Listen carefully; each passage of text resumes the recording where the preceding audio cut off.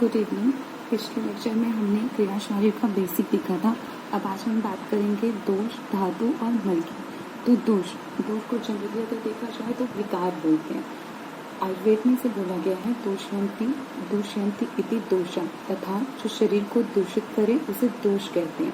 अब शरीर में वो दूषित किसे करेगा? शरीरगत धातुओं और मल को दूषित करेगा। दोष जो होते हैं वो दो प्रकार के होते हैं, शारीरिक और मानसिक। शारीरिक दोष के अंदर वात, पित्त, कफ और मानसिक दोष के अंदर रज और तम आता है। फिर आती है बात की दोषों का शरीर के साथ क्या संबंध होता है। अब दोष जो है वो एक्ट कहाँ कर रहे हैं? हमारे शरीर पे, तो उनके साथ उनका क्या संबंध है इसको देखेंगे। तो ये हमारे शरीर में दो तरीके से काम कर रहे हैं, स्वाभाविक स्थिति में और अस्वाभाविक स्थिति में। स्वाभाविक स्थिति में ये हमारे शरीर में जो दोष हैं, वात, पित्त, कफ, तीन होते हैं। ये शरीर को प्राकृतावस्था में रखते हैं, मतलब कि नॉर्मल स्टेज पे रखते हैं और धारण करते हैं। तब हम इन्हें दोष की संज्ञा नहीं देते हैं, क्योंकि ये हमारे शरीर को जो है स्वस्थ बनाने का काम करते हैं। लेकिन अस्वाभाविक स्थिति में क्या होता है? ये जो वात, पित्त और कफ होते हैं, ये विकृतावस्था में होकर शरीर में रोग को उत्पन्न करते हैं। तब इन्हें हम दोष की संज्ञा देते हैं। अब प्राकृतावस्था में दोष रहकर आखिर हमारे शरीर में रह रहे हैं, तो उनका क्या काम है? तो प्राकृतावस्था में जो दोष है वो शरीर में रहकर वात दोष जो है वो गति, मतलब मूवमेंट, हमारे शरीर में जितनी भी मूवमेंट्स हो रहे हैं वो वात दोष उसको कर रहा है।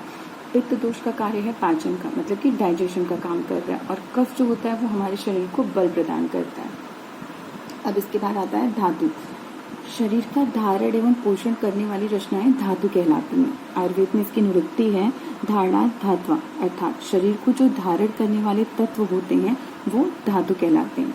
अष्टांग संग्रह में बताया गया है कि धातु शरीर को धारण करती है, और जो उत्तरोत्तर धातु हैं, मतलब कि हमने पिछले लेक्चर में भी देखा था कि धातुएं 7 होती हैं, रस, रक्त, मांस, मेद, अस्थि, मज्जा, शुक्र।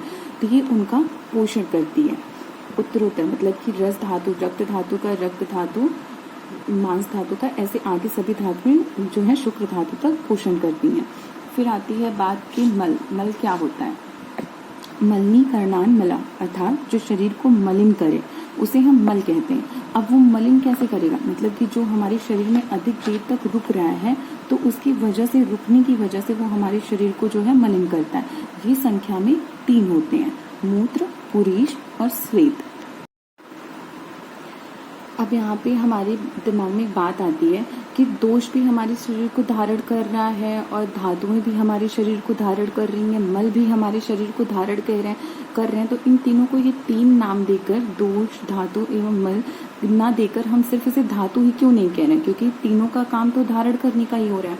तो यहाँ पे है वात, पित्त, कफ जो हमारे दोष हैं, और जो मल हैं वो प्राकृतिक अवस्था में रहकर शरीर को धारण करते हैं। पर धारण करने का जो अर्थ है, मतलब कि उसको धारण करना क्यों कह रहे हैं, ये 2 काम होते हैं, धारण और पोषण। दोनों काम जो होता है वो धारण शब्द से ही समझना चाहिए।